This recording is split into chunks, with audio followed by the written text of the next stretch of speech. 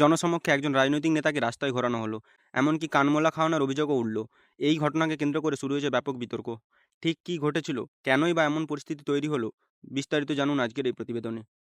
নমস্কার, আপনি দেখছেন শ্যাডো বাংলা নিউজ। সম্প্রতি সোশ্যাল মিডিয়ায় ভাইরাল হওয়া একটি ঘটনাকে কেন্দ্র করে রাজনৈতিক মহলে তীব্র চর্চা শুরু হয়েছে। অভিযোগ, তৃণমূল নেতা জাহাঙ্গীর খানকে জনতার ক্ষোভের মুখে রাস্তায় ঘোরানো হয় এবং কানমোলা খাওয়ানো হয়। ভাইরাল ভিডিওতে দেখা যায় বহু মানুষকে ঘিরে থাকতে দেখা যাচ্ছে ওই নেতাকে। ঘটনাস্থলে উত্তেজনাপূর্ণ পরিস্থিতির সৃষ্টি হয় বলে দাবি করা হচ্ছে, যদিও ভিডিওটির সত্যতা এবং ঘটনার সম্পূর্ণ প্রেক্ষাপট স্বাধীনভাবে যাচাই করা যায়নি।